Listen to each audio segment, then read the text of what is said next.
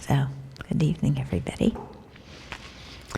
Let's start with our motivation, as usual.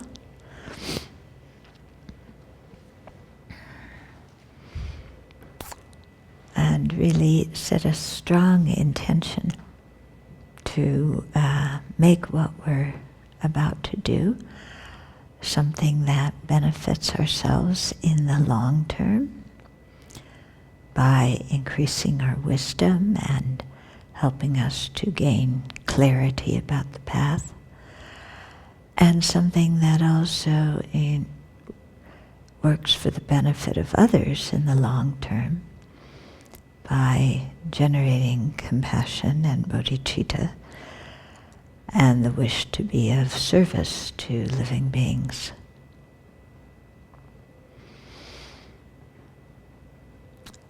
So having a correct intention for listening to the teachings is very important. Otherwise it becomes just another worldly activity. But if we're really seeking liberation and enlightenment, then we need to create the mental state, the motivation that is the cause for that. And so we need to see the defects of cyclic existence and aspire to eliminate them. See the benefits of cherishing others and attaining awakening, and have the aspiration to do that. So generate that motivation.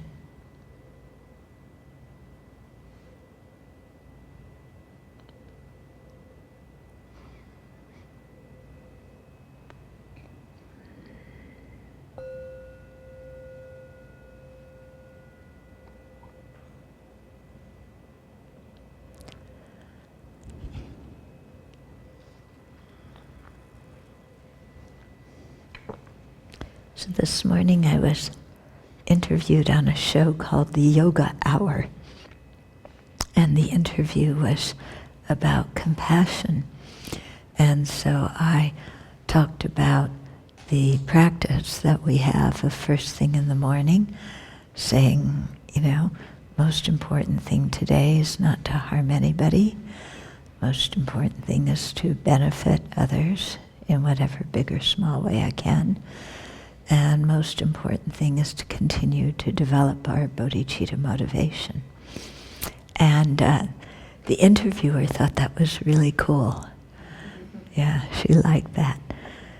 And I like it too, because right from the get-go, at the beginning of the day, we're practicing the path and we're setting the direction we want to take, and we're immediately counteracting the self-centered thought, which wakes up in the morning and says, what pleasure can I have today? How can I get my way today? How can I win over my enemies today? Yeah. How can I do all sorts of nasty things and hide it so that everybody thinks I'm a really good person? Right? Yeah, don't we do that? Okay, so I think setting that strong motivation in the morning is really good for us, It sets us on the path of being honest. Okay, so we're doing Nagarjuna's text on the precious Garland, Advice to a King. We're on the first chapter, which is about higher rebirth and the highest good. So the higher rebirth, talks about how to have a good rebirth in samsara and the necessity of having one, so that, because awakening is going to take a while, so we need a series of precious human lives in which we can practice. Yeah, because if you think you're going to be enlightened by next Tuesday or Wednesday at the latest, that probably ain't gonna happen. Okay? So we need this series of good rebirths. So that first section that we went through, the first verses, I think 1 to 24, talked about how to do that. And now starting on verse 25 are the teachings about the highest good. And so the highest good refers to liberation and full awakening. Okay? So liberation is the state of an arhat, somebody who no longer takes rebirth in cyclic existence under the influence of the afflictive obscurations, because they've eliminated these afflictive obscurations. And the afflictive obscurations are ignorance, and in different mental afflictions, greed, pride, and anger, and so forth, and also the polluted karma, the actions that come that are motivated by the afflictions that ripen in rebirth in cyclic existence. So an arhat who has attained liberation is free from all of that. Okay? A Buddha has eliminated not only the afflictive obscurations, but also a subtler type of obscuration called the cognitive obscurations. And they are like the, they have the example that the afflictive obscurations are like onions in a pot, and you take the onions out, but it sure smells like onions in there. So that's like the cognitive obscurations. You know, the afflictive obscurations have been eliminated, but, you know, there's still this subtle kind of stain in the mind, you know, of the latencies of ignorance. And those latencies lead to the appearance of phenomena as truly existent, or what's sometimes called the subtle dualistic view. So a Buddha has eliminated that as well. So a Buddha is like a higher attainment than that of an arhat. So some people can enter the hearer or solitary realizer vehicles. Those are the vehicles or paths that take you to arhatship and attain arhatship, and then other people choose to practice the bodhisattva vehicle and enter that, and that takes them to full awakening.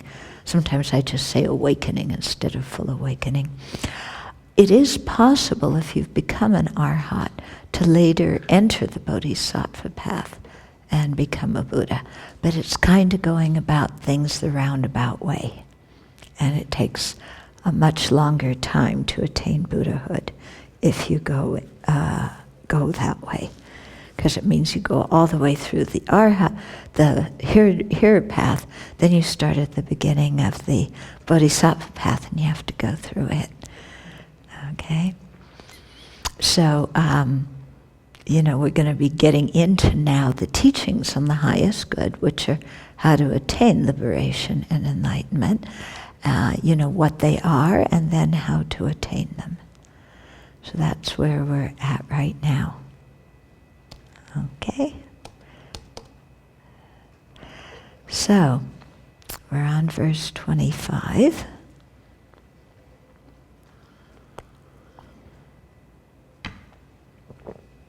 And verse 25 says, but the victors said, the victors mean the Buddha, because they're victorious over the afflictions. But the victors said that the Dharma of the highest good is the subtle, profound, and appearing. It is frightening to unlearned, childish beings. Okay. So, the method for attaining the highest good, be it liberation or awakening, is the wisdom realizing emptiness, or the wisdom realizing selflessness. That's what is going to take us to those states of freedom. Okay, so the object of the wisdom realizing selflessness is, or emptiness, is selflessness or emptiness. Okay, which according to the Prasangika, the highest philosophical school, refers to the absence of inherent existence of both persons and phenomena. Okay, so what is this inherent existent that we're meditating on the absence of? Okay, so inherent existence is difficult to recognize. First of all, because it doesn't exist, but we think it does. Okay, so it's hard to recognize something that doesn't exist, but we sure think it does, and we have that view, and we don't realize that we have that view that's holding on to inherent existence. Okay, so inherent existence means independent existence. It means existing without depending on any other factors, that something is able to set itself up. It exists under its own power. Nothing else can influence it. It's not influenced by causes and conditions. Yeah. So inherent existence is something, that's totally independent from everything else. But if we look around, everything that we see is dependent on other factors, isn't it? Okay, so what's the cup dependent on? The person who made it. Yeah, the person who made it. What else? The clay or the ceramics or whatever it is. The oven that baked it. Yeah, the oven that baked it. The design. Yeah, the artist who designed it. Yeah, so, there's a whole lot of, it's not just a cup out there independent, but it's related to a number of other things in the universe. Yeah, because, other things caused it. And we designated it as a cup because it has the ability to perform the function of a cup, which is holding something to drink. Yeah? So if it couldn't hold anything to drink, then we probably wouldn't call it cup. Or we would have a different definition for the word cup. Okay? So being a cup also depends on its ability to perform a certain function. Okay? So what do you depend on? Mom and Dad. Mom and Dad, okay. Huh? Yeah, oxygen. Yeah, our teachers who taught us all through school. Farmers. Mm-hmm. Temperature range. What? Temperature range. Yeah, we do depend on the temperature range. Yeah. So we're very conditioned phenomena. We exist simply because the causes and conditions for us to exist are present. Yeah. You're right, if it gets too hot, then we can't exist. Or if it gets too cold, we can't exist. Okay? So we also depend on our body and mind. The things that are what we call the basis of designation of ourself. Okay, so everything we look at all around us, exists in dependence. Independence, not independent. Okay? Independence on other things. But when we see things, they do appear to us as if they had their own essence, unrelated to everything else. So, for example, when we see the cup, it looks like a cup, doesn't it? And nobody doubts it's a cup. It looks like it has its own essence as a cup right here inside of it. Yeah. So that any idiot who walked in the room should recognize it as a cup. But does it have its own essence of cupness? Yeah. Well, if it's dependent on other factors, then it can't have its own essence of cupness. Yeah? Because having its own essence means that it's independent. Yeah? But the cup's very dependent. The cup's also dependent on its parts being arranged in a certain formation, and in us looking at it and giving it the name cup, and all of us knowing what the definition or the meaning of that word cup referred to. Yeah. So just in the sense of what label it has, that's dependent on the mind and on our agreeing how to label things. And on our agreement about the definition that things have. Many times we human beings quarrel over what label to give something. Now, it seems very stupid to quarrel over a label, because we usually think of a label, it's just a name for something. But this is part of the point, that although the label is just a name, we forget that we gave it the name, and we forget that we gave the name a definition. And instead, when we hear the name, we think that there's a lot of meaning there from its own side. Yeah? And so we quarrel over these labels because we think that they have real meanings. Yeah? That the reference of the terms exist by their own characteristics as those reference. Okay? So, in a court of law, we quarrel over the terms guilty and not guilty. Yeah? They're both just terms, aren't they? But boy, they have a whole lot of meaning. Enough so that we will spend millions of dollars and years discussing what label to give somebody. Yeah.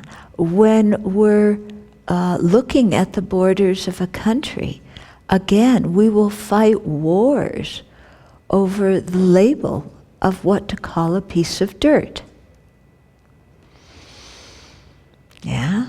Do you call that piece of dirt ISIS, or do you call it Iraq, or do you call it Syria? Okay?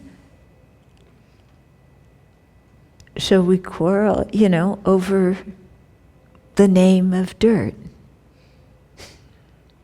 When you talk about it like this, it seems really stupid, doesn't it? Yeah. But boy, people kill each other over the name of that dirt. Yeah. Is it Israel, or is it Jordan? Or is it the Gaza Strip? Yeah, well, let's fight a war and see if we can figure out what name we're going to give to that sand. Okay? So, when we forget that we're the ones who gave the labels, and we think that things have essence there inside themselves, then, we make a very, very big deal about things to the point of, killing each other sometimes over that. We human beings sometimes are very stupid. Yeah, we think we're very bright. Yeah, but we're not sometimes. Okay, So, when we're trying to develop this wisdom realizing emptiness, we're trying to see the emptiness or absence of inherent existence inside people and inside things. And so one way to help us do that is to see that they exist dependently, because dependent existence and independent existence are contradictory. They can't both be there. And then some other ways involve, if something does have the essence of cupness in it, exactly where and what is the cup? Yeah, because we say this is a cup. Well, what exactly is the cup? Yeah? Is it the handle? Is it the bottom? Is it the paint? What exactly is the cup? And similarly, when we say me, yeah, we all think, oh, me, I know who I am. Yeah, until we have to ask, well, wait a minute, who am I actually? Yeah, I feel like there's a real me, some unique personality, essence of me-ness there. But exactly what is it? What can I point to? Yeah. And then that becomes a little difficult. What do we point to? Our first instinct is, well, this is me. This is who I am. But then when you say, I think, it means my arm thinks. That doesn't sound right, does it? Yeah. And if I say this, do I mean just this arm is me? My leg isn't me? Yeah? Then you say, well, no, maybe neither the arm or the leg are me. Maybe the torso's me. But if you had a torso without a head, would that be you? If you had a head without a torso, would that be you? Yeah? When we say, well, this is me, exactly what are we referring to? And we say, well, okay, maybe not the body, maybe not my mind. Well, then which mental state? Yeah, we have 5 sense consciousnesses and a mental consciousness. Which one of them is me? Yeah, is my visual consciousness me? That's a little bit limiting, isn't it? Maybe my mental consciousness is me, but then which mental consciousness is me? The one awake or the one asleep?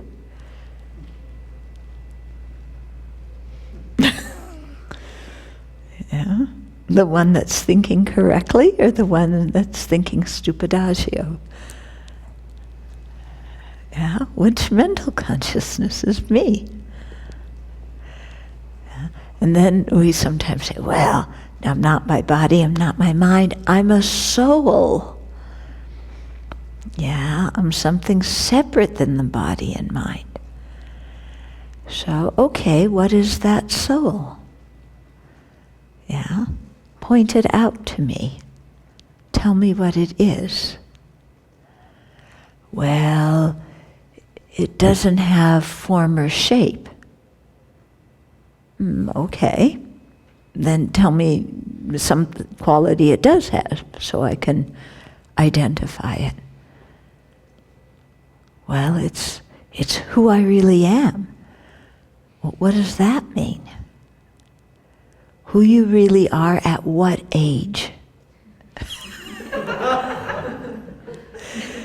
Yeah? Because who we really are changes, doesn't it? Yeah? You say, well, it's who I really am at all ages. Really? there's something about you that never ever changes?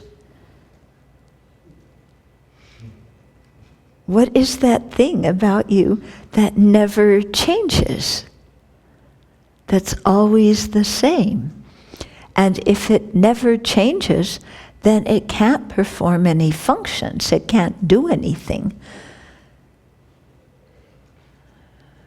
Yeah, because things that are static, can't change, and you can't perform a function if you don't change.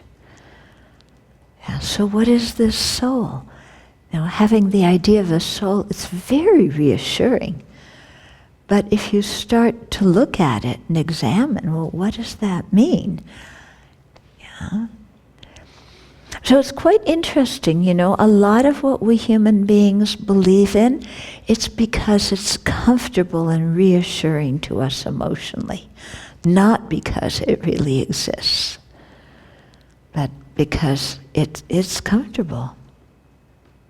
Yeah. Dare I take an example that happened yesterday? Yeah.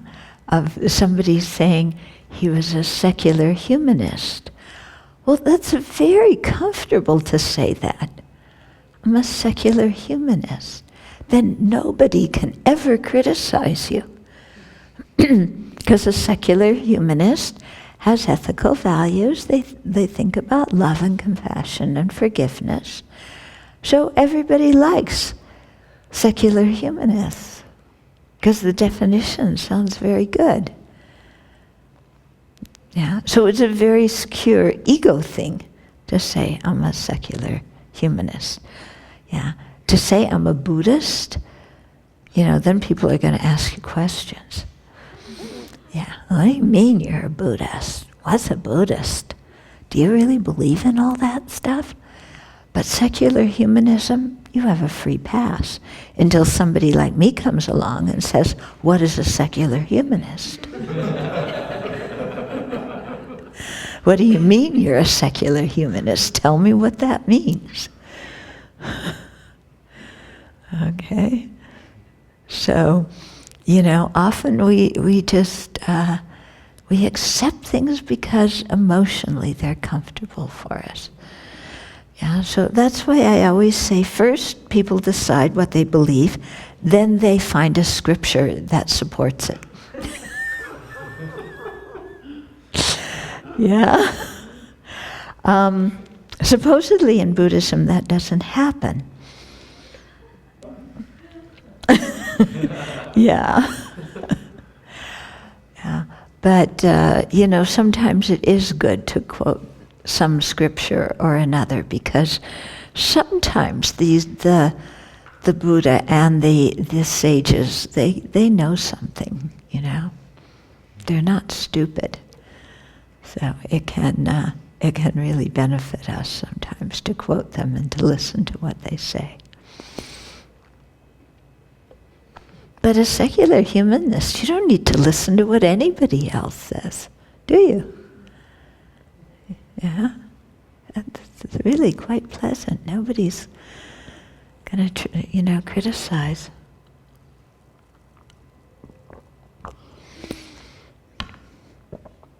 Okay.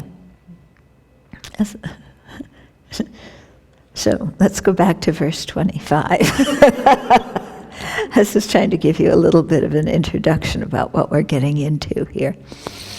Okay, so in the verse, it was saying that the Dharma for the highest good, in other words, emptiness, is subtle and profound and appearing. So it's subtle because in the minds of ordinary beings who don't have the ultimate wisdom, their conventional consciousnesses cannot realize emptiness directly. Yeah, it's very subtle. It's beyond the understanding of our eye consciousness or our gross mental consciousness. Emptiness is profound because it's difficult to fathom and to understand completely. If it were easy to understand, we would have realized it already and we would have been liberated a long time ago. Okay? And it, because actually to realize emptiness, we have to go through refuting different layers of non-existent things that we think exist. Yeah. So in terms of the person, to get to the subtle emptiness that's difficult to fathom, first we have to prove to ourselves that a permanent, partless, independent self or soul doesn't exist.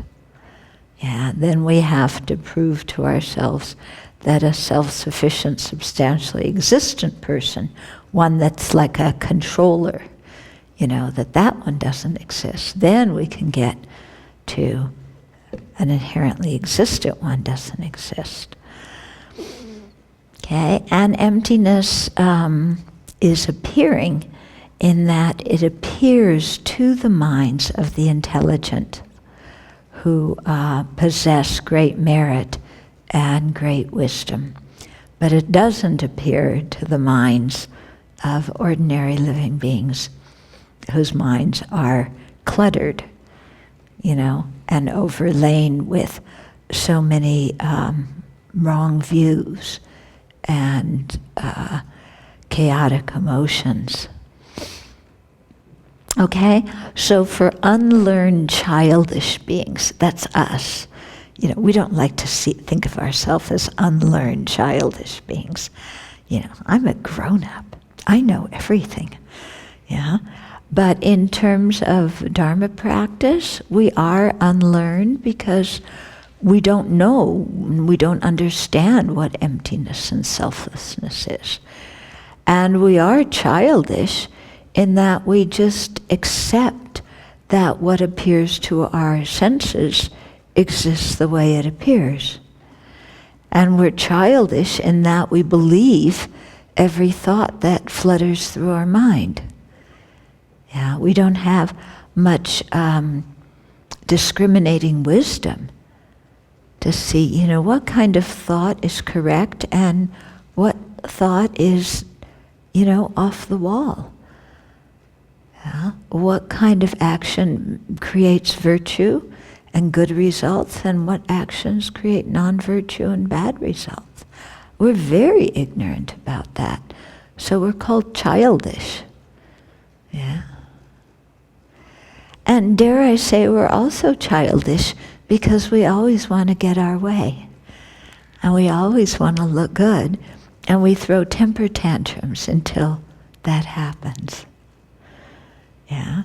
So as we've grown older, we've developed more and more skillful ways to throw a temper tantrum, because we realize that sitting on the floor and shaking everything doesn't work, Sometime I really should show you that video my parents took when I was 4.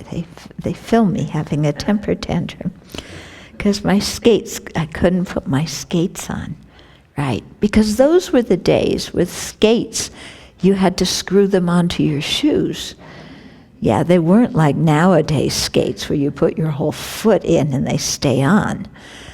Yeah, those were skates you had to screw onto your shoes, and mine wouldn't stay on.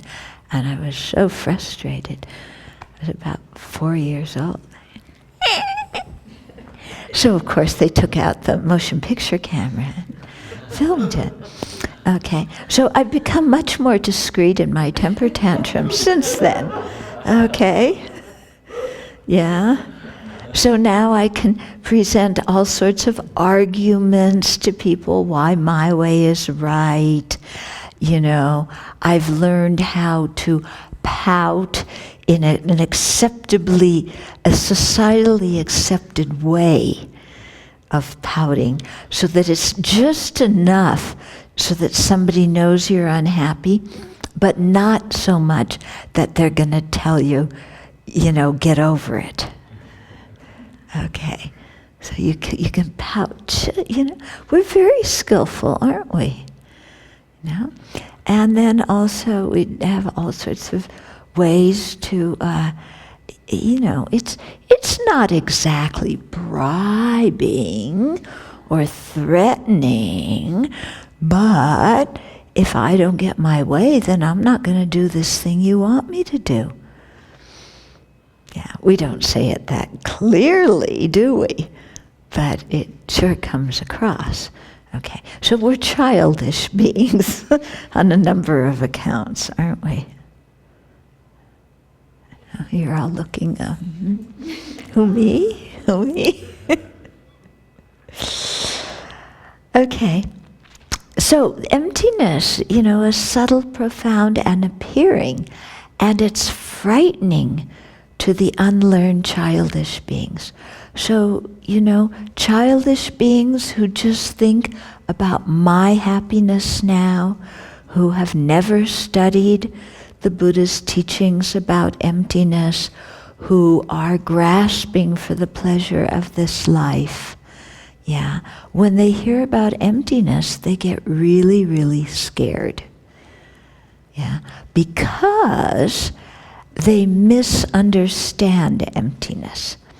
Yeah, emptiness itself is not frightening, but when you misunderstand it, and you think that the emptiness of inherent existence means total non-existence, then that can be very frightening. If somebody says, you don't exist, wait a minute, that if you think that's what they're saying, you could be quite frightened. That's not what the Buddha is saying when he says things are empty. He's not saying they're totally non-existent. They're empty of a fabricated type of existence that we've projected on them. Okay, and that fabricated existence is inherent existence. Okay, I like to give the analogy, and I find this quite helpful. Suppose that you were born with sunglasses on, and if you were born with sunglasses on, so everything you've seen since you came out of the womb is tinted, dark. Okay? But because you were born with sunglasses on, you don't ever question the dark appearance that's appearing to you, because that's all you've ever known.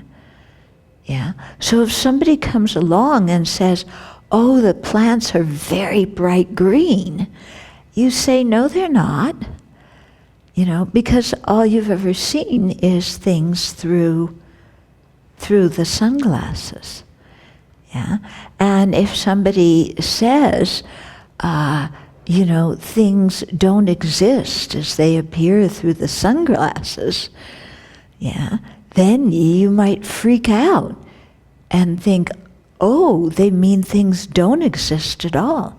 Because for the person with the sunglasses, they can't differentiate between the green color that the plant is and the dark green that they see. They can't differentiate between those.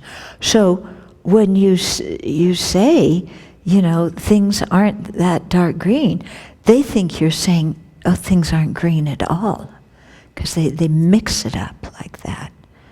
Okay? So in the same way, yeah, unlearned childish beings, when they hear there's no inherent existence, they mistakenly think, oh, nothing exists. But that's not what the Buddha is saying. Yeah, saying things are not green is not the same as saying they're totally non-existent, or saying that they aren't any green at all. Okay. So verse 26 says, I am not, I will not be. I have not, I will not have. Stated thus, the teachings of selflessness terrify this childish. For the wise, it puts an end to fear. Okay, so you have a childish being. Yeah. So, like I said, when they hear things are empty of true or inherent existence, they think that they're empty of all existence, even conventional, nominal existence. Okay? So, when they hear you say, oh, the person isn't inherently existent, they think, oh, I don't exist at all. And that idea is scary. Or the mine. We always talk about I and mine. Mine, M-I-N-E. Okay?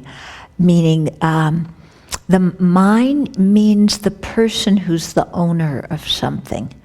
Okay? But what is mine could be the aggregates, the body and mind. Okay? So if they hear that the psychophysical aggregates aren't inherently existent, then they say, oh, my body doesn't exist, my consciousness don't exist, my feelings don't exist, yeah, my discriminations don't exist, my emotions don't exist. And that's really scary for them. Okay? So in the verse where it says, I am not, I will not be, it means somebody thinks, when we say, oh, you're not, the person is not truly existent, yeah, they think, I don't exist at all, and if I don't exist at all now, I'm not going to exist in the future life either. So that's, I am not, I will not be. I don't exist now, I won't exist in the future life. When people think of dying and becoming nothing, they usually have a lot of fear, and at the time of death, that's what often happens is, you feel like everything that you're familiar with is fading away, and so then, you may think, oh, I'm becoming nothing, and that's quite a fearful idea. Yeah.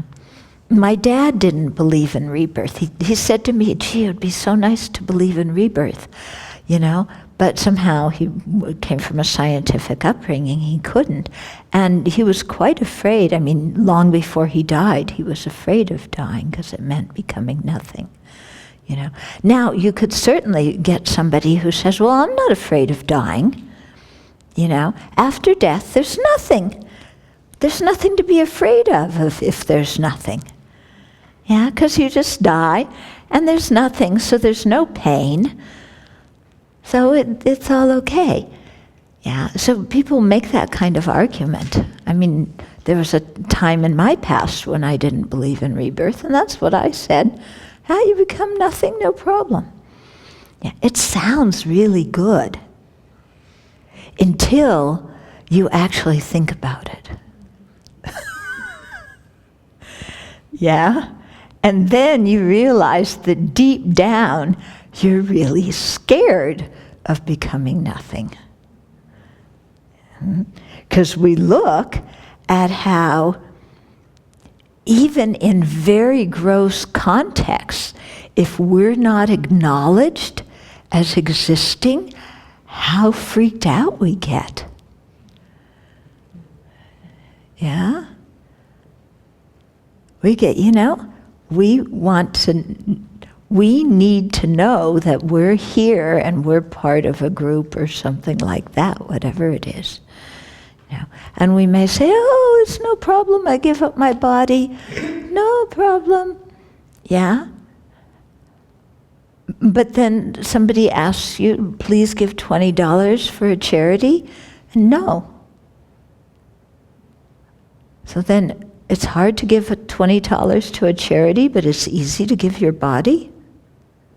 That doesn't make sense. Okay? So you see what I mean? That lots of times what we say, if you really examine it, it doesn't hold water. It doesn't make much sense. But we say it anyway because it makes us feel good. Okay, then the other line, I have not, I will not have. So, here, if somebody misunderstands that the body and mind when we say that they're empty of inherent existence, they think that the body and mind don't exist. So then when it says I have not, it means I don't have a body and mind now, and I will not have, so I won't have a body and mind in the future. So again, that's quite scary for the childish beings who have not thought about these kinds of issues. But for the wise, for the people who have understood, who have at least a conceptual understanding of the four truths for the Aryas, and they understand, what is dukkha and the unsatisfactory, dukkha means the unsatisfactory conditions that we live in. And we understand that the dukkha is caused by ignorance. Yeah, and that the ignorance grasps at true existence, and that the antidote to that ignorance is the wisdom that realizes the emptiness of true existence. For somebody who understands that, they want to realize emptiness. And so for them, when they hear, oh, the person is not truly existent, the body and mind are not truly existent, for that person, it stops their fear, because it stops their fear of getting reborn in cyclic existence. Yeah, because the people who really understand the four truths of the Aryas, getting reborn in cyclic existence under the influence of ignorance, attachment, and anger is not something that they think is going to be a hunky-dory, summer vacation. They see it as something awful. And so, this wisdom that can stop that involuntary rebirth becomes a real, shall we say, godsend, as a figure of speech, but it becomes, something really precious because it stops the rebirth in cyclic existence. Okay? So here you have two totally different reactions to the same thing. For the uneducated people, talking about emptiness terrifies them. For the wise, talking about them eliminates their fear. Okay? But they're afraid of different things. The childish are afraid of not existing. The wise are afraid of existing in samsara. Okay. So in Nagarjuna's Karikas, in the treatise on the Middle Way, there's a verse where he says, by a misperception of emptiness, a person of little intelligence is destroyed, like a snake incorrectly seized or a spell incorrectly cast. Okay? So if you, apparently, especially in ancient times, I think now too, there's people who catch snakes because certain snakes have different poisons that can be used as medicine. Yeah, and so, but if you grasp the snake wrongly, instead of being able to extract the poison and make it into medicine, the snake bites you. Okay? Or here they're giving the example of a spell incorrectly cast. So, you want to cast a spell. Apparently they did those in ancient times. But you don't know what you're doing, so you cast a spell on yourself and, turn yourself into a frog or something. Did that happen in any of the fairy tales we listened to? It's usually the evil witch usually turned the prince into some kind of frog. Yeah, but if you don't know what you're doing, then you could turn yourself into the frog. Okay, so Nagarjuna is comparing that to if somebody just hears about emptiness but misconceives it to think nothing exists, then it's like, holding a snake incorrectly. You're casting the spell incorrectly. What you think what could benefit you turns out damaging you. Okay? So for that reason, it's very important before really getting into emptiness and learning it deeply that you learn the stages of the path to awakening.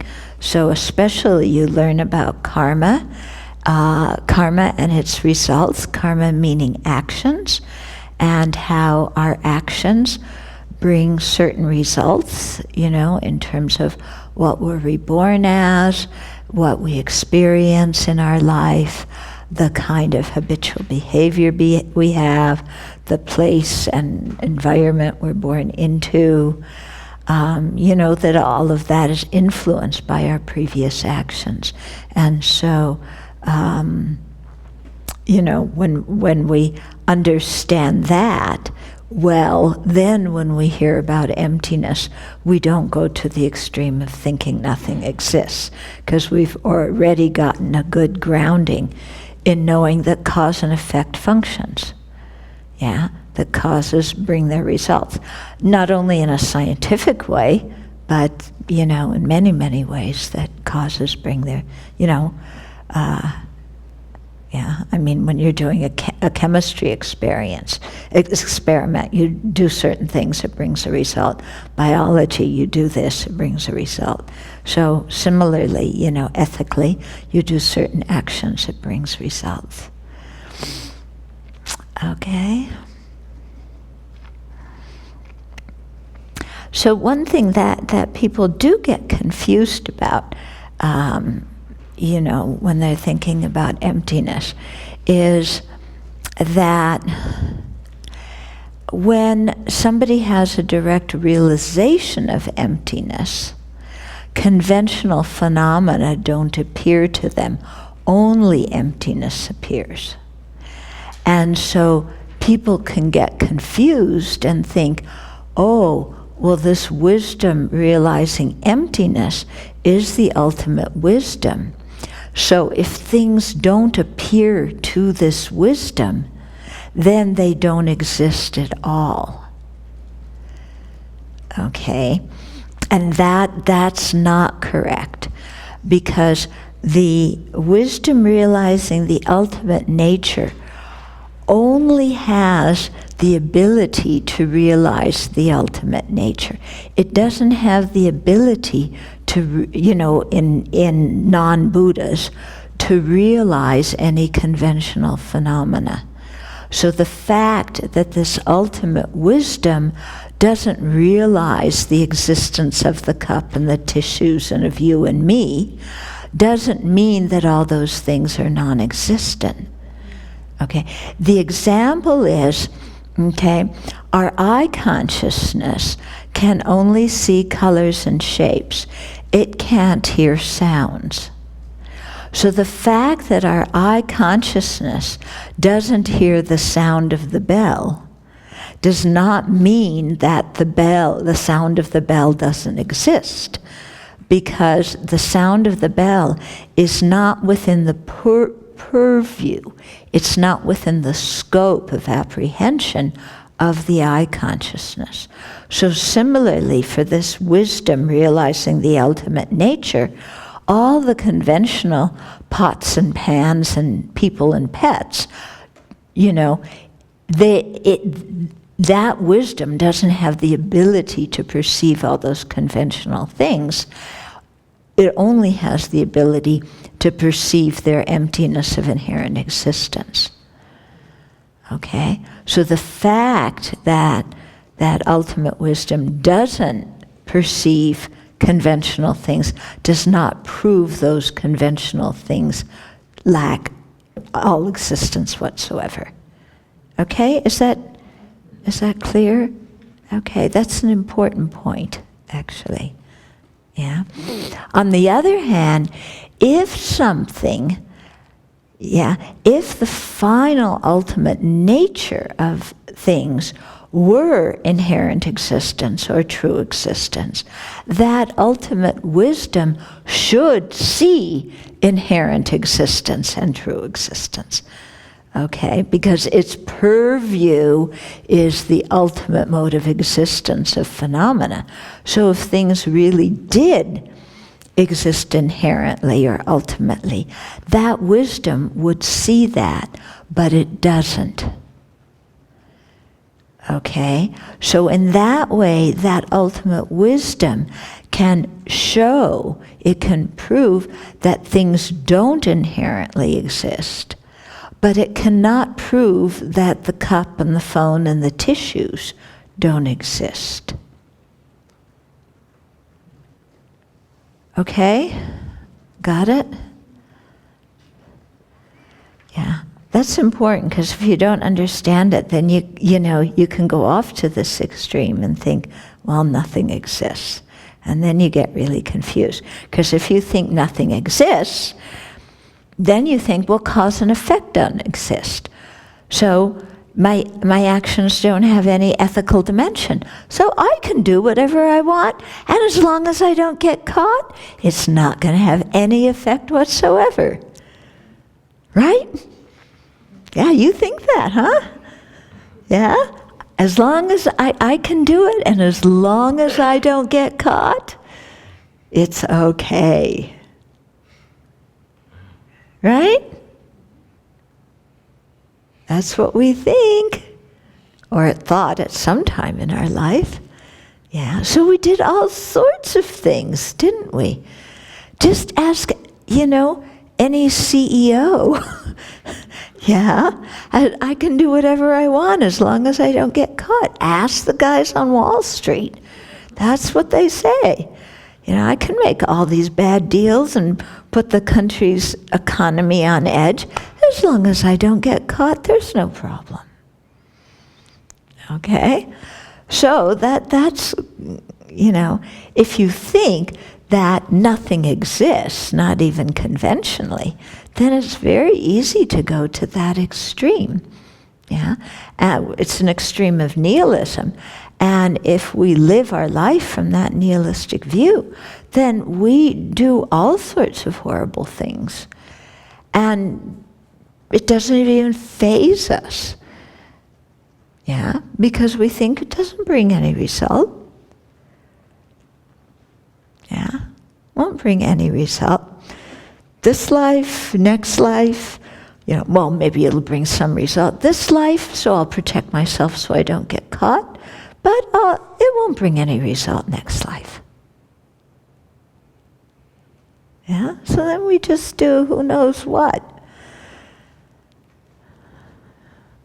Yeah, have you ever done who knows what? Yeah, that you're doing a lot of purification for now? Yeah. Because now we've realized, oh, wait a minute, my actions have consequences. Cause and effect works. Yeah, I can't just shine things on and say, no result is going to come from this. Okay. So, do we have any questions so far? Yeah.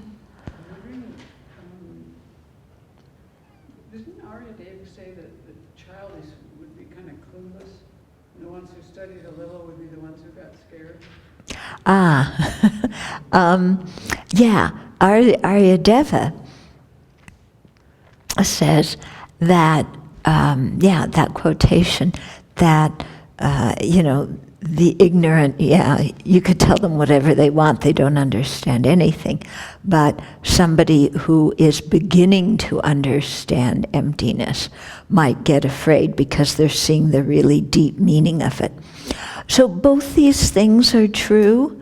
It's just talking about different levels of being clueless and different, and different levels of being semi-clued. Okay, because both are true. It seems, the other thing I wondered about is, it seems like that also for the last point, like know that a lot of people are thinking about these topics, so they would just say, this doesn't matter. Yeah. But I wouldn't say, there aren't any karmic consequences. They might just say, I can do whatever I want because it doesn't matter. Yeah. That thought, it just doesn't matter. It doesn't matter. Well, that's a tantamount to saying there's no karma and its effects, except they don't have that language. Yeah. The one with, people becoming afraid, because they understand, that's because they're actually coming close to the correct meaning of emptiness, and they're really beginning to get the import of it. Yeah, but there's still a little bit of wrong view in there.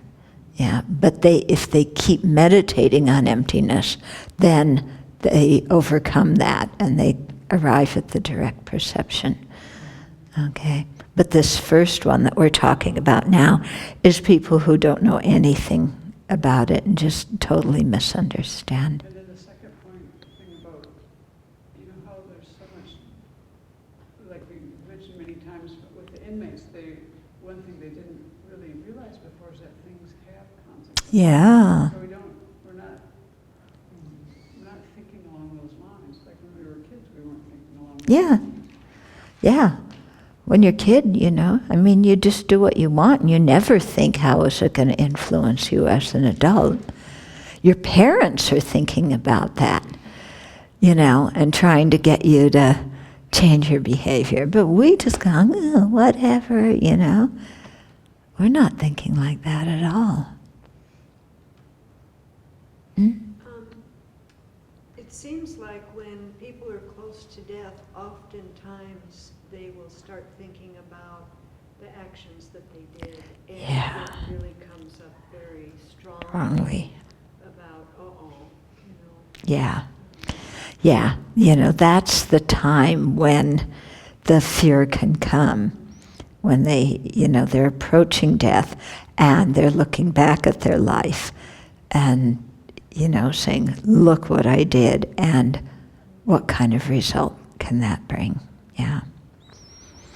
Actually, what I just said, about the clueless being afraid, that actually could include people from different tenet systems. I'm not talking about necessarily young kids, but some people from different tenet systems who are really attached to, there's got to be a God or there's cosmic essence or something like that.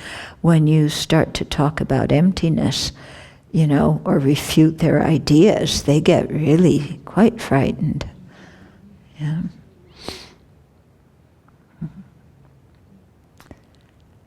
There questions? Can you take a question from last week? Sure. Okay. I'm really struggling with the fact that a latency or a having happened is neutral. Is neutral. Yeah. Okay. It's the action can be virtuous or non-virtuous or neutral. Because the action, what makes it virtuous or non-virtuous is the intention, the motivation behind the action. The action ceases. Yeah. So you have the having ceased of the action, or you have the seed of the action. So you have the seed of a virtuous action, or the seed of a non-virtuous action. But the seed is just a seed. It itself isn't virtuous or non-virtuous. It has the potential to produce happiness and suffering. You're also neutral. Yeah, right, which are also neutral. This also bugs me. What? Else? What? You think happiness is virtuous? Many people are happy when their mind is totally non-virtuous. That's true. Yeah? So happiness is a result of virtue, but it isn't virtuous. Good rebirth is a result of virtue, but the body is not virtuous. Yeah, it's just a lump of stuff. Okay? Yeah. I just keep thinking Yeah. Uh-huh. So could the seed that's planted from a non-virtuous action be called destructive, though? The action is destructive. The seed we just say is a seed. Even though it's going to produce It's the action that is leading to the result. The seed or the having happened is what's carrying that energy.